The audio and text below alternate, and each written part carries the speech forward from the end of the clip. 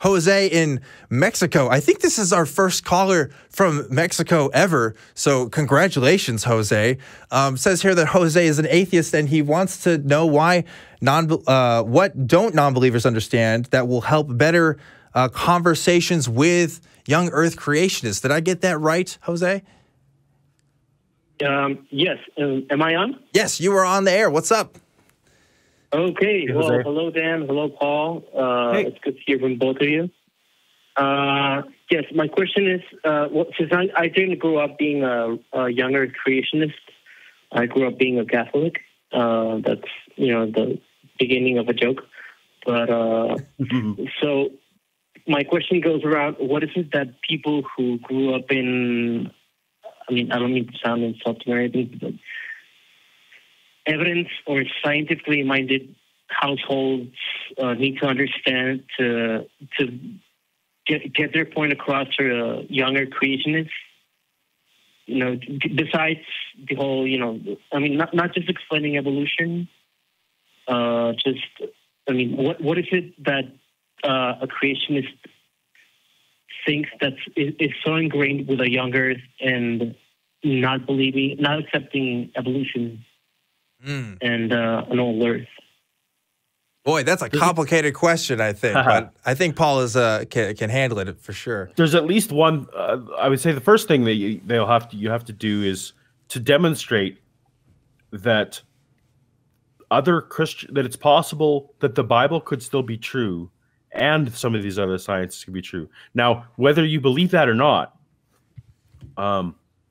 in order for a typical young Earth creationist to even accept the science, you're going to have to get them to move to a place where they can accept that parts of the Bible could potentially be allegories or could potentially be non-literal. Because as long as they're holding their eternal destiny on literally every word of the Bible being true, then nothing they hear is going to sink in or be allowed to make a chink in the armor.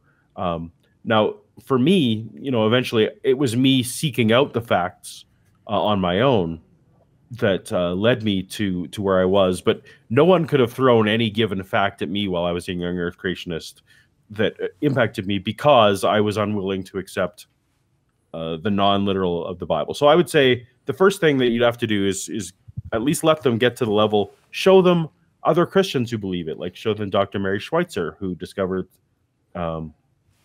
dinosaur soft tissue, or someone from Biologos, or some of those other ministries that lets them at least accept that they're not going to go to hell for instantly considering the fact that the Earth is old.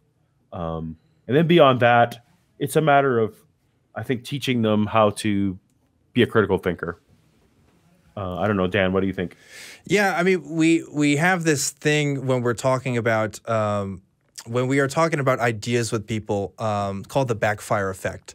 And it's something that's been talked about in cognitive psychology for a while, and different debate on how it works and how prominent it actually is. But the basic idea goes like this. If you're going to show somebody a fact that completely contradicts their worldview, let's say that I say to Paul, I think the Earth is 6,000 years old. That's just kind of my claim. And Paul just kind of goes, well, Dan, I like you as a friend, but that's just not true. Here's a scientific study that I want you to read that just completely blows your worldview apart and completely says otherwise to everything you've ever believed your entire life, pretty much. I am most likely to reject that information at that moment than absorb any of it. And if anything, I'm going to be on the attack mode. I'm going to start trying to look for things to kind of pick it apart, trying to give some sort of narrative and say, oh, well, this scientist was clearly an atheist with a bias, trying to, disprove the biblical worldview that is ultimately true, right?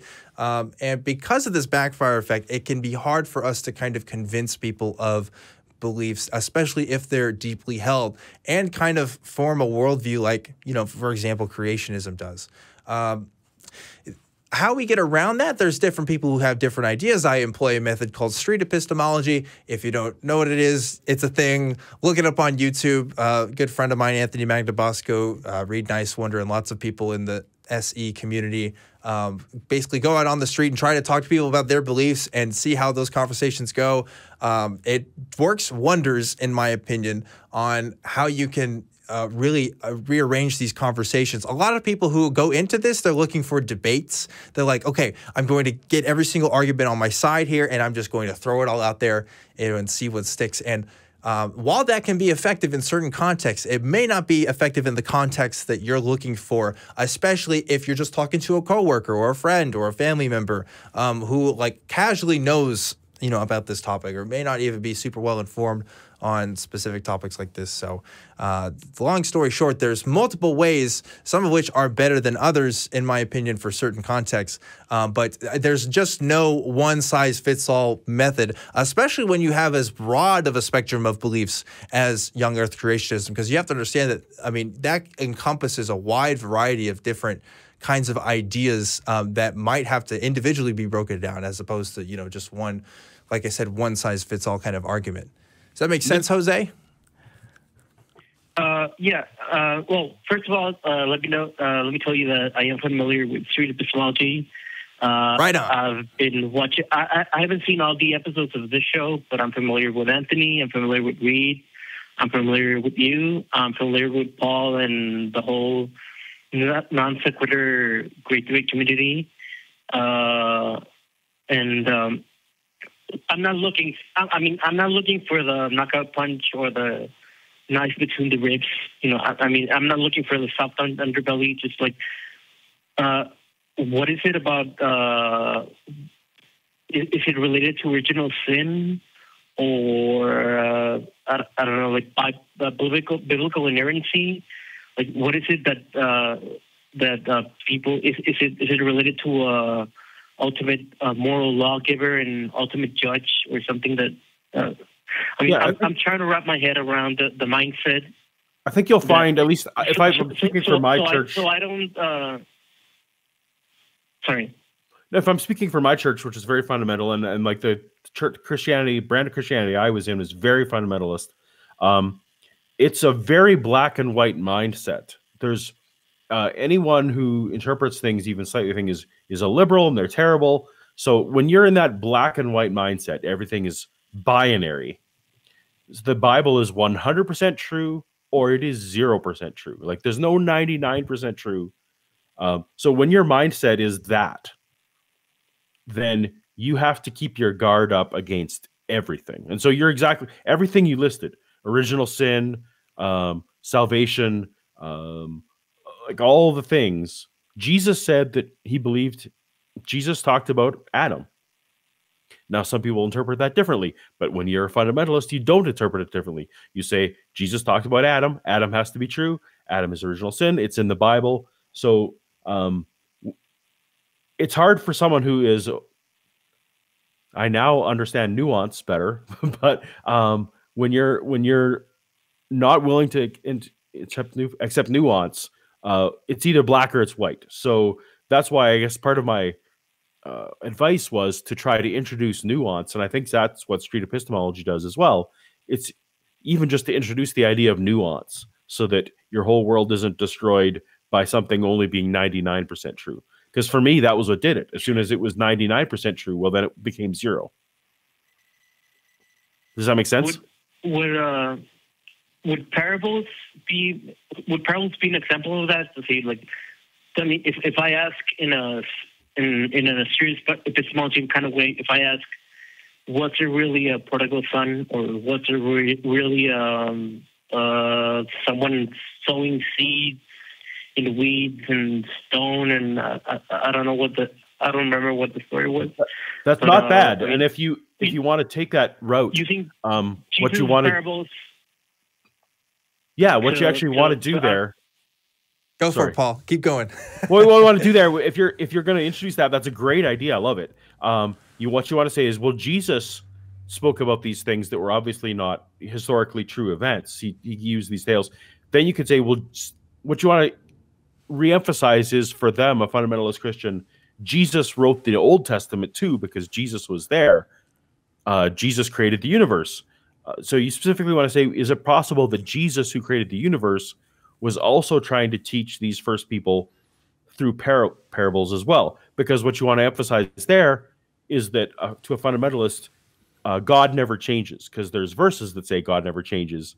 So if you say, well, if Jesus, when he came to earth, wanted to use stories, just, even introduce that concept to them. Maybe Jesus was using stories in the Old Testament as well, because that's an idea that would have been new to me, and maybe something I would have had to go home and think about. So that's a great idea.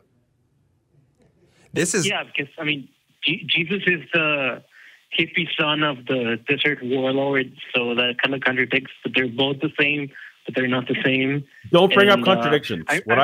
Yeah. I remember you bringing something similar. I mean, not bringing the Old Testament to the New Testament, but I remember you bringing Jesus into the New Testament when you were, I don't know if it was you or Shannon talking to Stu Thomason. And that when I think it was Shannon who asked, did Jesus drown people in the flood, or did Jesus command the angel of death to slaughter people in Egypt? I can't remember if it was you or Shannon. That was Shannon, yeah. I think Doug may have helped. So, yeah. Maybe that approach is more from when you have rapport. Oh, maybe, but I think where your mind was going was great. The idea of parables, the idea that Jesus used parables in the New Testament, so maybe he used them in the Old Testament too, is going to start opening that door a little bit to soften the black and white binary thinking of a fundamentalist. Okay. By the way, if I'm holding up any callers, please let me know, and I'll wrap it up. You got one more question for us, Jose? Is that what I'm hearing? Well,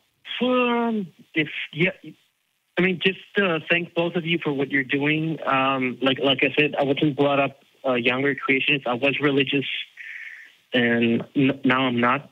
And Mexico it's a bit of a mixed bag where you don't get the same fight that you do with textbooks. Where do you teach creationism or do you teach evolution?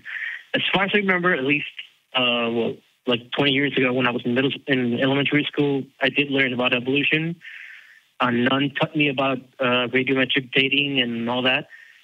So you don't get that conflict, but you are seeing a bit of a struggle now that Catholicism is losing ground, not as fast as it should, but still fast. And it's being replaced by non-belief and other branches of a more extreme version of Christianity. So that's also a thing. But we need a guest host on here from Mexico that can give us kind of the lowdown of what the religious situation in Mexico is like. We have a lot of people on here from the U.S. and Canada, and even from the U.K. at one point. But we need some Mexican representation on this show. I think that would be really fun. Am I on with all three hosts? I mean, all two hosts. Are you on with all three hosts? What do you mean? Two hosts. Two hosts. Yeah, you're with both of us. You're on the air right now. Yeah, so we have a bit of a North American. Oh, I see what you're saying. We got like a Trinity thing going on here. Yeah, Canada, U.S., Mexico. Let's just bang out NAFTA while we're here. Sorry, I didn't recognize Dan's voice for a while there, but we have a bit of a North American tandem call right now. There we go. I love that. That is so cool. Well, Jose, thank you for calling, man. This was a fun conversation. Yeah.